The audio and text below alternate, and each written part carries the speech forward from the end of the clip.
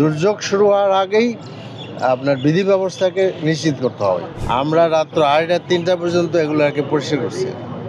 তার own afford non money. City corporation তারা একটা আসলো চলে গেল, ডিসির লোকেরা আসলো চলে গেল, কিন্তু এই লোকদের তো চালু করার ব্যবস্থা করতে হবে আর কি, সেটা কিন্তু তারা করেন নাই। Prime minister should come forward. এবং দেখেন এখানে কিন্তু সরকারের কোনো লোক আসেনি, সরকারের লোক আসা উচিত ছিল না, স্বরাষ্ট্র মন্ত্রণালয়ের অধীনেই তো মানে তাদের আসা উচিত ছিল।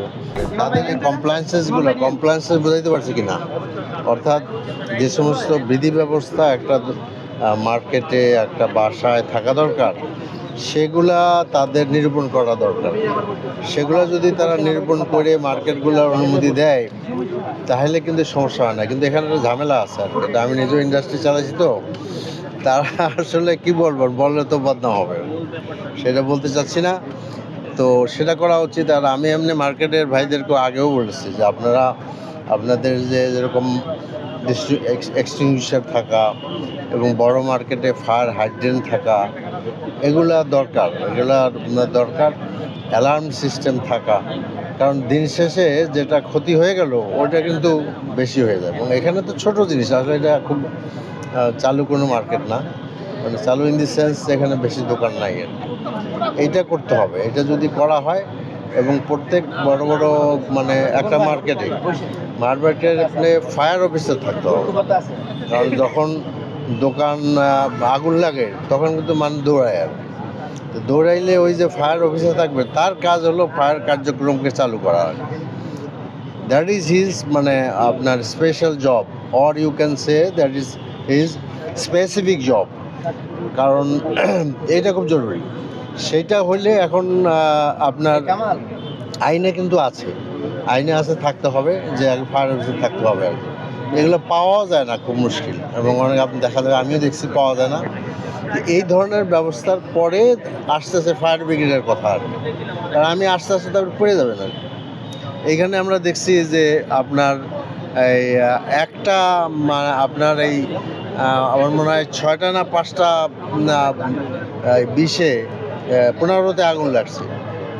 একটা গাড়ি 20-এ আসছে আর কি। এখান থেকে কিন্তু আমাদের মোহাম্মদপুরের ফায়ার ব্রিগেড অফিস তো একেবারে মানে দৌড় দিয়ে আসলেও বেশি সময় লাগে না, কিন্তু বাকি গাড়িগুলা আপনার 7 রাস্তায় যেগুলো আছে তারা আসতে অনেক দেরি করেছে। এখন আরও একটা ব্যাপার যে আমাদের যে ফায়ার ব্রিগেডের গাড়িগুলো আসে তাদের পানির যে আপনার reservation, that's a very poor. দেখা যায় তার পানি শেষ হয়ে যায়, তখন তার আশেপাশের ট্যাঙ্কগুলো থেকে নিয়েছে। এই ধরনের দৈন্য দশাগুলোকে পূরণ করতে হবে। এবং বিশেষ করে এই যে গরমের দিন, এই গরমের দিনে জনসচেতনা সৃষ্টি করতে হবে। এবং এটা যদি করে, কমপ্লায়েন্সেসগুলোই করে, তাহলে দেখা যাবে আমাদের হয়ে যাবে। আমরা কি দেখি, এই যে আপনার বেনি রোডে পোড়া গেল, আপনারা জানেন। এই পোড়া যাওয়ার পরে দেখা গেল যে একটা রেস্টুরেন্টের কোনো মানে ব্যবস্থা নাই এবং তাদের কোনো সঠিক লাইসেন্স নেই। তা আপনি এতদিন করলেন কি? যারা আপনারা এই ফায়ার ব্রিগেডের লোকেরা, যারা আপনারা মানে অন্যান্য বা কর্তৃপক্ষ, তারা তো করলেন না। মানুষ মরলো, তারপর আসলেন জানাজা পড়ার জন্য।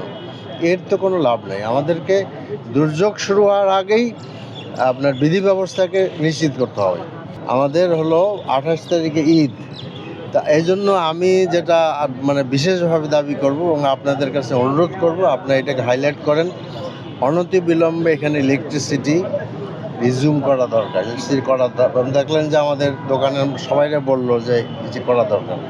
এবং এইখানে ভিতরের মার্কেট যে পড়ার পরে যে পরিষ্কার, এটা কিন্তু কেউ করে নাই।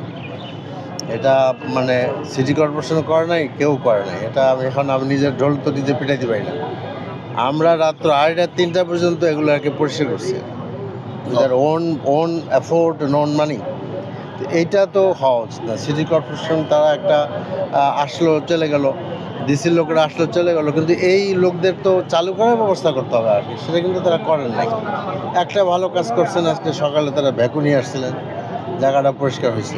আমার মধ্যে কথা কয়েকটা, একটা হলো প্রত্যেক মার্কেটে বড় ছোট সেখানে যেগুলো মানে আপনার প্রি রিকুইজিশন যেটা থাকে ফায়ারের সাথে, সেগুলো পূর্ণ করতে হবে এবং ইন্সপেকশন করে যেন সেটাই করা হয়। 2 নম্বর কথা হলো যে আপনার এই ফায়ার ব্রিগেডকে আরও সক্ষমতা বাড়াইতে হবে। আর এখানকার জন্য আমি বলতে চাচ্ছি অনতিবিলম্বে ইলেকট্রিসিটি রিজিউম করা হোক এবং ক্ষতিগ্রস্ত দোকানদারদেরকে এই সিটি কর্পোরেশন, দুর্যোগ ব্যবস্থা মন্ত্রণালয় এবং ডিসি অফিস সংশ্লিষ্ট যারা আছে, এমনকি আমি মনে করি যে prime minister should come forward. এবং দেখেন এখানে কিন্তু সরকারের কোনো লোক আসে নাই, সরকারের লোক আসা উচিত ছিল না, স্বরাষ্ট্র মন্ত্রণালয়ের অধীনেই তো তাদের আসা উচিত ছিল, তারা আসেন নাই। সেখান থেকে আপনার ব্যয় বরাদ্দ করা, যদি 50 লাখ টাকা বা আপনার 1 কোটি টাকা দেয় সরকারের জন্য পিনাট, কিছুই না, 5 কোটি টাকা দিলেও কিছু না, কিন্তু সেটা আমরা করিনি। সেটা করলে মানুষ ক্ষতি এবং পোষায় নিতে পারবে। এরা খুব ছোট ছোট দোকানদার।